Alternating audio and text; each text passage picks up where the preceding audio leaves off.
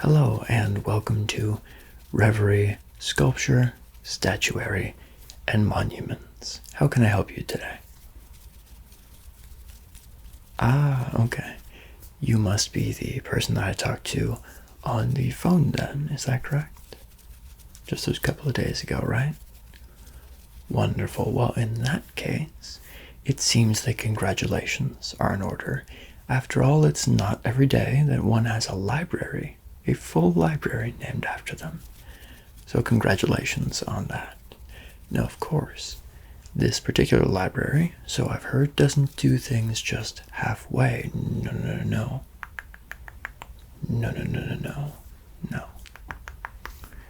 They want to do something really special, and they would like to commemorate you, your achievements, and this particular ceremony, not just with your name being plastered all over the building, but also with a statue, which of course is where I come in. Now, there are 1, 2, 3 things that one must consider when approaching a statue, okay? When going to conceive of a statue. The first is the occasion or event. In this case, being the unveiling of a library, we don't want to do anything that's too ostentatious.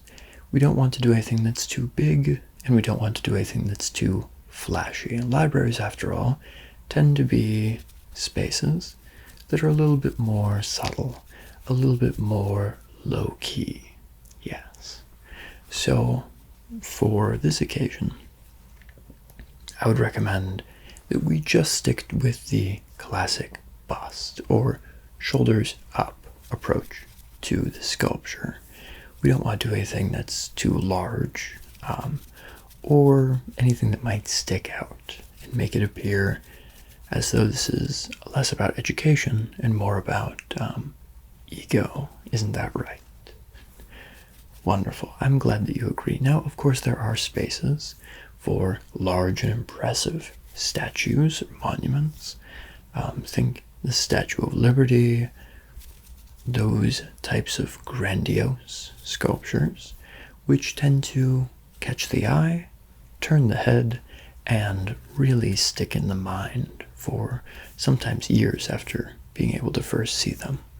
In this case, though, we want to commemorate your achievement, your generous donation, and your commitment to education, but we don't want to do it with anything that is going to put off any library patrons, potential library patrons, from wanting to learn and be in the library. Yes, so something a little bit more subtle, something a little bit more toned down to match the occasion. That's item number 1. Item number 2 is the material.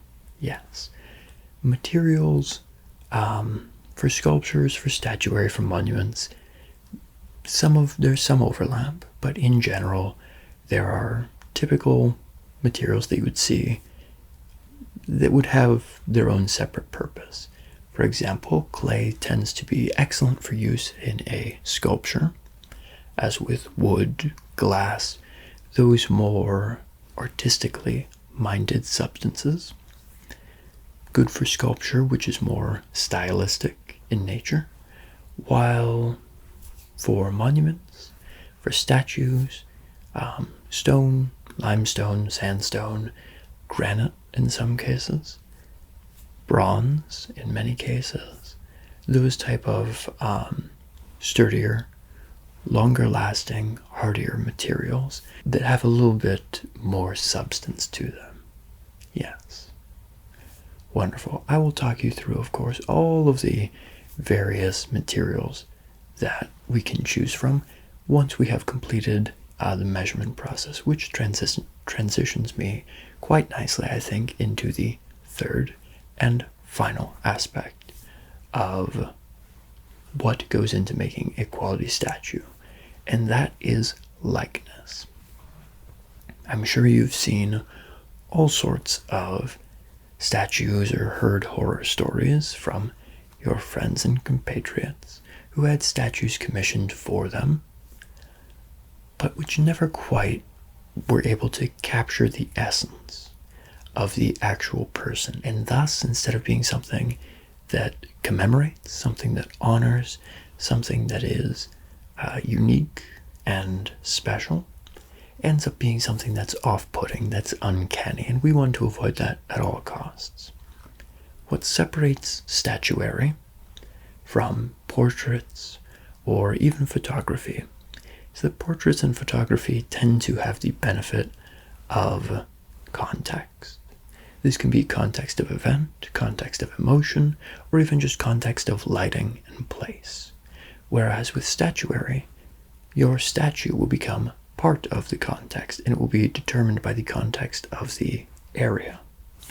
Thus, there are certain choices that we want to make when it comes to lighting, when it comes to how the face is going to be portrayed. We want to keep everything as true to life as physically possible. Great example of this is in portraiture, when you're drawing, the nose, the human nose, is never rendered with hard line work. It's always shaded in using shadows, midtones, and highlights to form the structure of the nose. And this relies on the context of the lighting of the area or of the photograph which you're working from, okay? In statuary, we don't get that same luxury. We can't sculpt the nose from shadows and highlights and midtones because we're working in a three-dimensional space. We have to literally sculpt the nose, as it were. So everything has to be very true to life. There's no shortcuts, no slip-ups which we can cover up with some clever shading or lighting. Everything has to be very true to life in order to provide an accurate representation that portrays not just the figure, but the presence which a figure such as yourself carries. It's very, very important that a statue convey the presence of a person, conveys their aura. That is, after all, why a statue is commissioned over, say, a particularly regal-looking photograph. A statue or monument just tends to carry that additional bit of prestige, but also can convey just that little bit more in terms of overall presence. Yes, I'm glad that you're understanding. Yes. So, with all of that explanation, which, though not perhaps immediately necessary to the processes which I will be talking you through, it helps to provide kind of a guideline as to, or a little bit of insight into the philosophy of a person like myself, a sculptor, who crafts these statues. It helps to convey what value we bring to the table, being able to sculpt, craft, capture your essence in a statue, why there are so few of us who are able to do this so well. Of course, because it takes a certain degree of talent, but it also helps to provide a little bit of insight as to why the process that I'm going to describe to you is the way that it is, okay? So, with all of that explanation, all of that talking now thoroughly behind us, we can move into phase 2. Phase 2 is very, very simple. It's just a brief cataloging of the face. A little bit of sketching, a little bit of photography, quite a number of measurements. We want to make sure that because the face is so particular, so defined and detailed, we want to make sure that we're capturing your measurements, not the measurements of someone who looks like you or an approximation of what I think you look like, how I perceive you. We want to strip away the subjectivity and arrive only at the objective. Painting, drawing, photography tend to have a lens between the artist and the subject. that allows the artist to put their own stylistic flair. They can make certain exaggerations or judgments. But again, if those are made, they tend to obscure, shift the statue and the sculpture. And what they end up doing is, instead of adding the artistic flair, they detract and they distract. And that's what we want to avoid at all costs. So the measurement process is very, very important to ensure that we're capturing you and only you in the most detailed and accurate way possible. Okay? Wonderful. Now, let's first start with just a few quick photographs, okay? One moment. Many people, when I first bring out my little camera here, they wonder why I've chosen to use a film camera as opposed to a digital camera or something a little bit more modern. There are all sorts of 3D capture methods available, of course, and the answer is really just preference. I can use digital, I can use the 3D capture technology that's available, but I always think that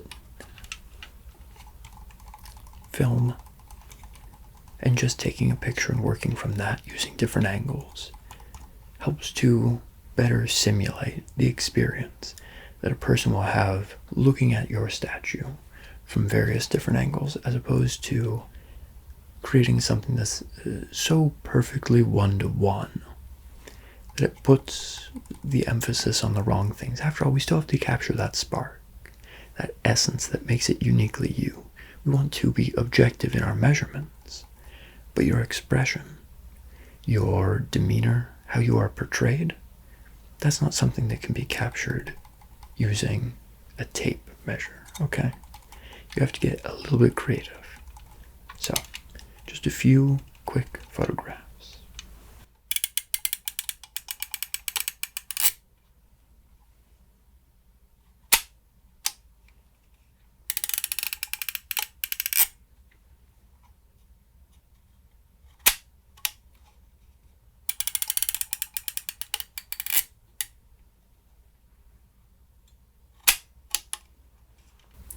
One more, I think.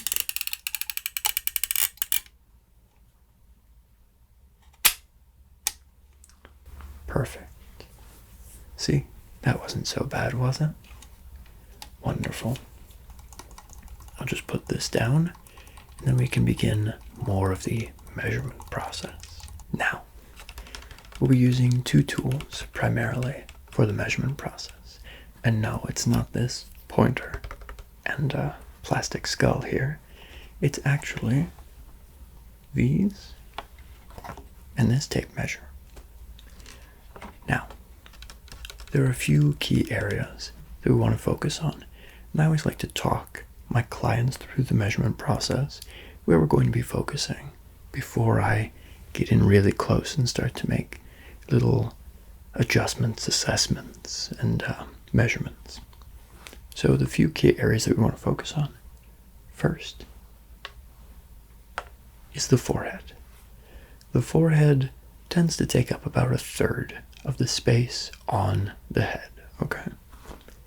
So we want to focus on the forehead, not because we want to emphasize it, but because we want to keep everything proportional and true to life.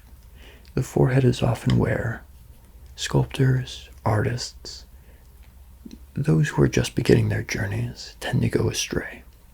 They either overemphasize and make it too large, or they underemphasize and then wonder why the face looks quite squashed, okay? Second,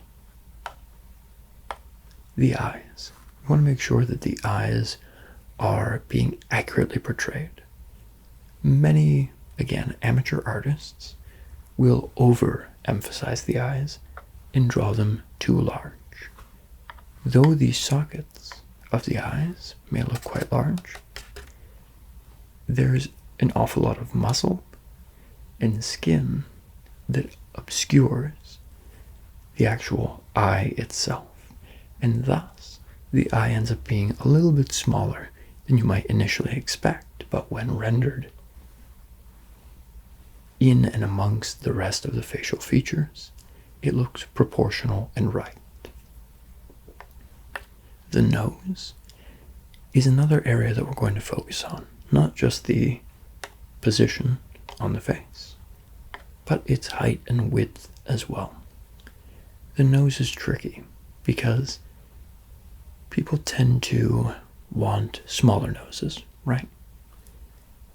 But if everybody had a teeny tiny little nose, it wouldn't be the distinguishing feature that it ends up being, okay? So we want to preserve the distinguishing feature of the nose without making it too large and cumbersome on the face. We want to make sure that it's being accurate in its rendering, but we don't want to have you be looking at the statue and think, gosh, doesn't that look like just a large nose? Is my nose really that big? No, no, no. We want to desperately avoid that at all costs. So what we do is we take very careful measurements and make sure that the nose is always accurately rendered in the context of the rest of the face. The nose is almost always sculpted, initially rendered, maybe, with the rest of the face, but always finished last. That way we can make sure that the face works together. The nose acts as sort of a linchpin, you see, which anchors the rest of the facial features, and if everything has been rendered accurately, really helps to bring everything together. Wonderful. Now, I mentioned the eyes, but the eyebrows are also a surprisingly important feature. This is because we're rendering what are very, very small, thin strands of hair, okay? Which don't have a whole lot of volume or presence unto themselves, but we're rendering them as a group in stone or bronze or marble, however you prefer, and we'll make that determination at the end here, okay? But we're rendering everything in such a way that it often can be created as more three-dimensional, with more volume than was initially intended. Thus, with a lot of statues, you end up seeing they have great big bushy eyebrows, not necessarily true to life, and can be distracting. We want to avoid that. We want to make sure that the eyebrows in particular are rendered in such a way that keeps them, maintains their presence, but doesn't give them so much space on the face that they become distracting. Expression. As you know, of course, when you smile, frown, or anything in between, the muscles on your face move. These can be excellent expressions, excellent supplementary additions to a good photograph or portrait, where again we're able to preserve that context. A great big grin in a party setting in a photograph really helps to set off the rest of the portrait. At the same time, if someone were frowning, it would create dramatic contrast. With sculpture, because we're emphasizing that it has to serve its purpose, bring that presence, even without that context, will often have you hold a more neutral expression, okay? A more neutral expression. That way, we're not going to have so much dynamic action on the face, and we're also not going to expose the teeth. Teeth are, again, mostly sculpted in portraiture from highlights and shadows, which we sculptors do not have the benefit of utilizing to the same degree. Thus, when teeth tend to be exposed, that's where you get a lot of people going, I'm not so sure about that sculpture, I'm not so sure that's accurate. It's because teeth, when rendered individually, without the benefit of being able to shadow and use highlights, they can be a bit stark and distracting. So those are the points of emphasis. Proportion, making sure that everything is everything is rendered, I should say, in reference, in the context of the face as a whole. Now, of course, you know what you have on. I'm assuming that you'll want this particular garb and attire portrayed in the statue. Good. What you have on factors, of course. And we want to emphasize everything in hair, all that good stuff. But it's really those facial features. If the hair is a little bit larger, or the tie doesn't sit quite as well, those features can be forgiven. But if the face doesn't look right, it's not a good statue. That's not to say that I will be, at any point, dismissing or putting less effort into the hair, or the tie, or any of the clothes which you are wearing. Quite the opposite. That's what separates a great sculptor from a good sculptor. Alright? That is why people come to me for events concerning people such as yourself, because I'm able to render everything, absolutely everything, not just very well when it comes to the face, but very well when it comes to the whole person. I'm able to preserve all of the presence, essence, however you would like to refer to it, in a statue. Again, this is more explanation than necessary, but I really want to give you that bit of insight. You only typically get one statue made of you. A person like yourself may have multiple, but I've created this experience to really help you interact with your statue and really help you know the value of what is being created, not just for the library in this case, but also for your legacy and posterity. A good statue will live on for generations and will keep your story alive. Statues are just longer lasting than a lot of other art forms. It's why they're so tricky to navigate, because you have to be so particular, but luckily I'm a master of that. Without further ado then, let's get into the measurement process. We'll begin first with a few basic facial measurements, okay? Tip of the eye to the tip of the opposite eye to chin, eye to chin. I'm very skilled at keeping everything in my head, so no need for the pen and pencil quite yet. Let's begin.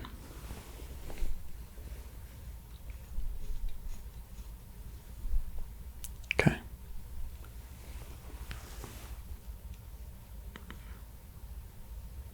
Okay. And now the opposite side. Very good. Okay. Next, we're going to do tip of the mouth to the tip of the mouth. Keep a very neutral expression, please, okay? Okay, perfect.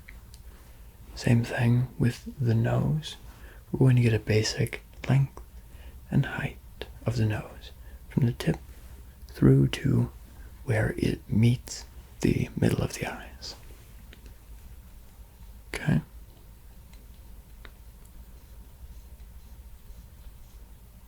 Okay, and perfect. Okay. Now we're going to do the forehead. Same style of measurements. Okay. Perfect. And wonderful. Okay. Now, we're not quite done with this, but we're going to set it off to the side and we're going to start using the tape measure. Okay? Perfect. First measurement is going to be the rough circumference of the cranium.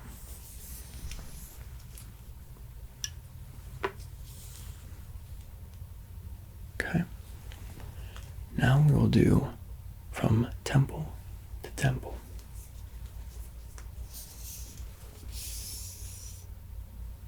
Okay. Next, we'll do from the jaw to jaw. A lot of these more spatial, good measurements tend to really help when it comes to rendering in a 3D space, okay? Perfect. Next, cheekbone to cheekbone. Good.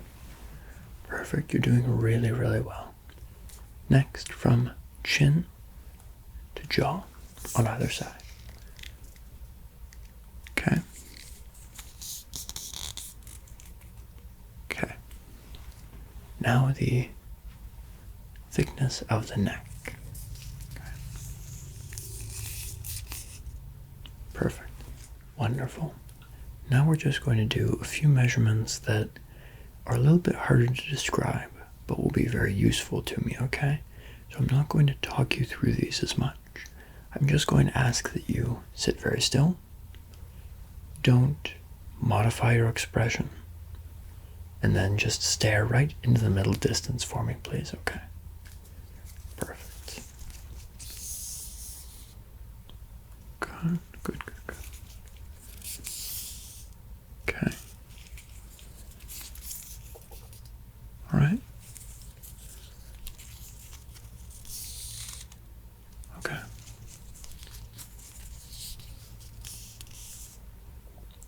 Okay.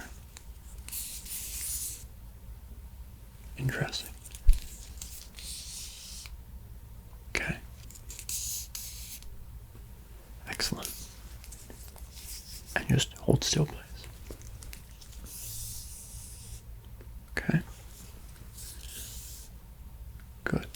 Good, good, good. I'm going to do a few measurements around the back of you, okay? So just one moment, please.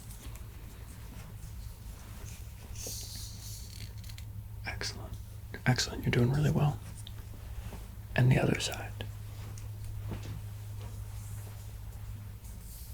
Perfect. Perfect. Excellent. Thank you so much. That just about does it for the tape measure. Now, we're going to move back and use these again. Just again, those more freestyle measurements, okay? So I'm not going to describe anything, but I am going to just take a few key measurements around the face, all right? Please just hold still and maintain that neutral expression. Yep, middle distance. You got it. You're a professional at this already. Perfect. And good. Interesting. Okay. I'll have to note that. Good, good, good. Okay. Yeah. It's about what I expected. And yep, just hold still. Okay. Perfect. Excellent. And I'm just going to be around this side here. Okay. And the other side. Okay. Good. Perfect. Excellent. That just about brings to a close the measurement portion of the program. We have already taken your picture, gotten a few different angles, but there is one final step to this process before we begin to discuss materials, okay? And that is sketching. I'm just going to make a few quick notes, sketches, features that I want to make sure that I'm very particular about, okay? Just one moment.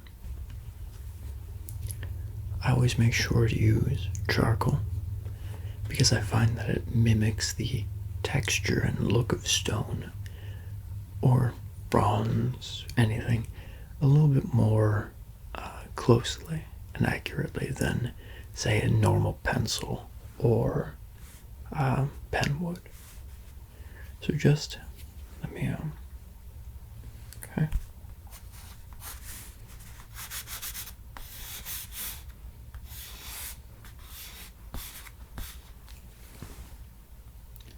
Yep, and just continue to hold still for me, please.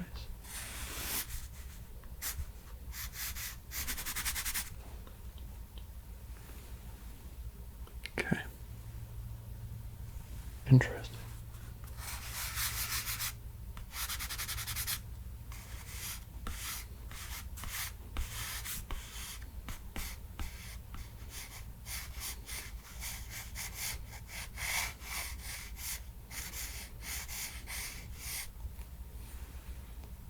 Okay.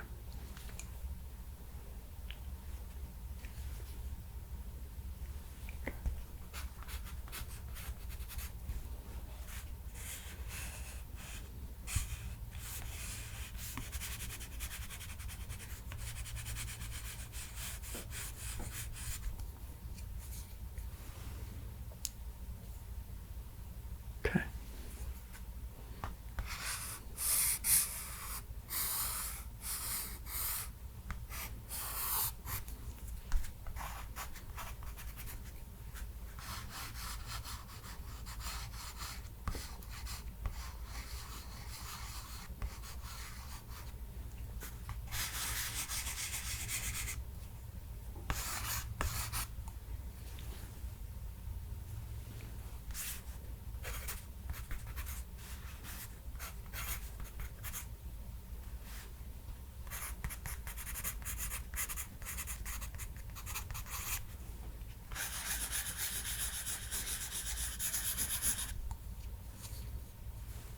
Okay.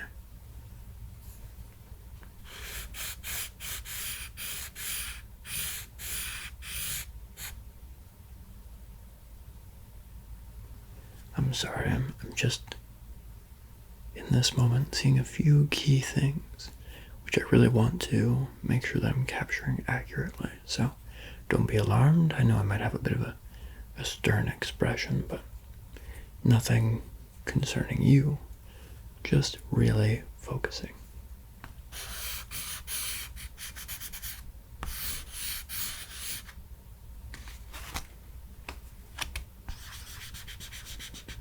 And this, it has been called kind of a putty eraser. It's more for blending in this scenario.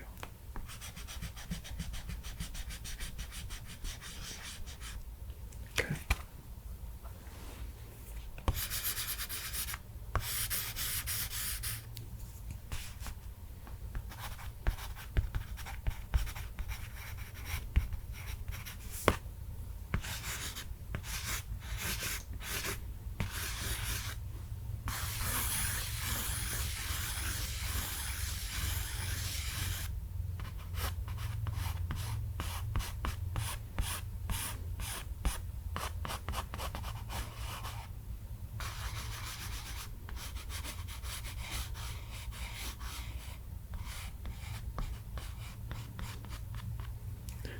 Again, where portraiture or photography, they can capture one specific angle, either a straight on portrait or a profile. We have to capture everything, so I'm making notes, really trying to think of everything in a three-dimensional space.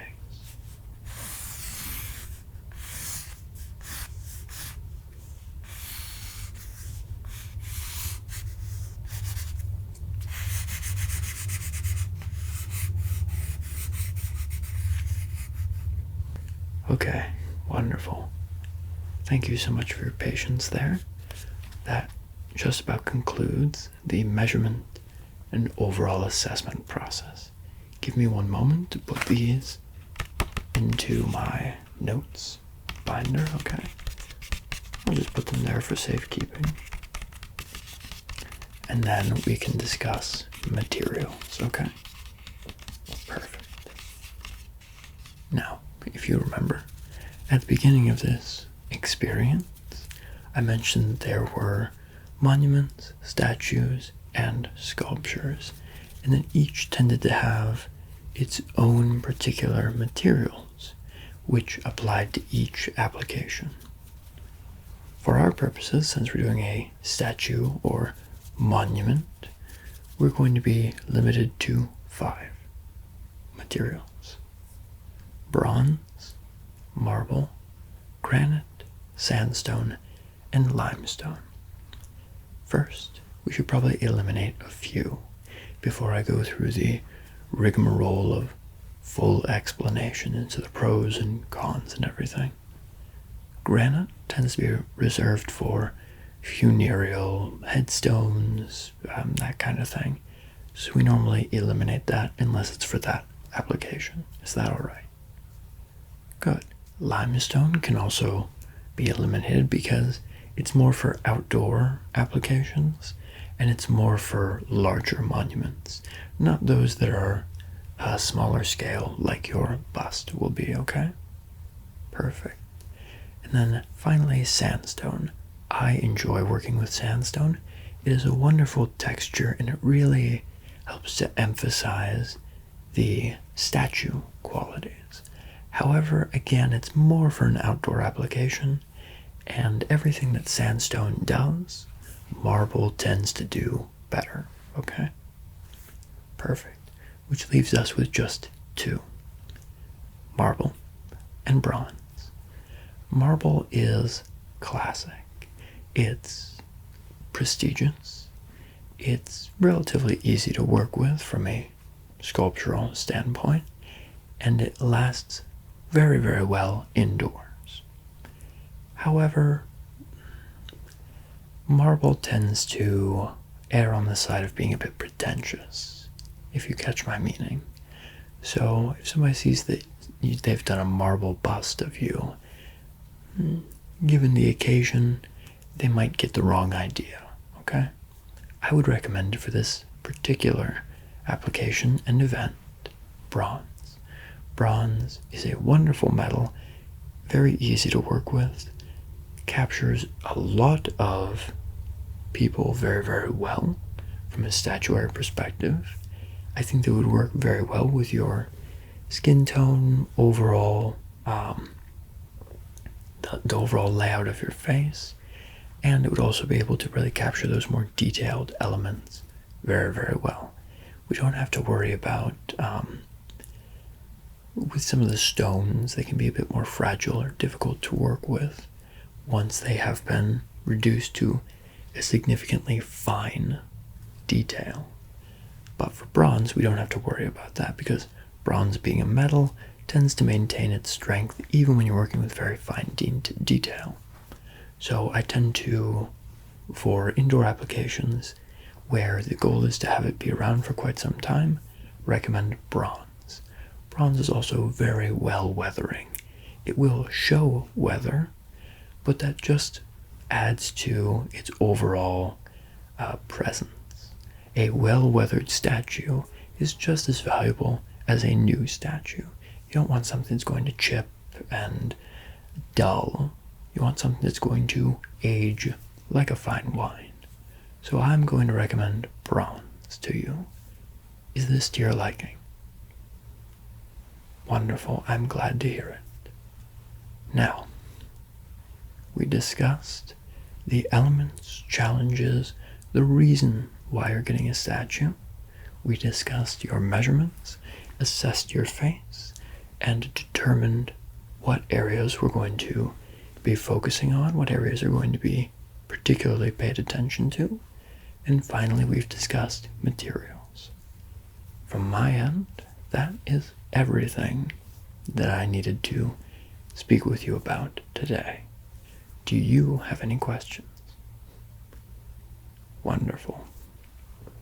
Now, statues, of course, take a bit of time to develop. This particular project will likely be about 2 to 3 months. I know for a person of your caliber standing, you're used to having things a little bit faster.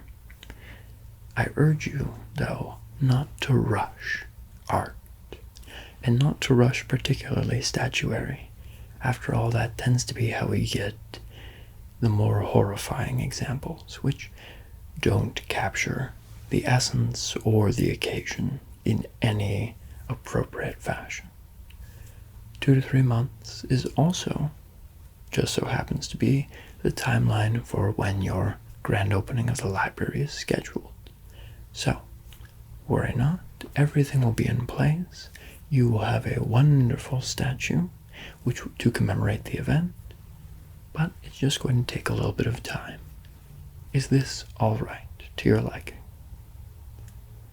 Excellent. Would that I could have even more clients who were as understanding and gracious as you are. I truly appreciate the time that you've shared with me today. I hope that you've gained some insight to the overall process, and I hope that you'll be able to appreciate your statue just that little bit more when it is finally unveiled to you.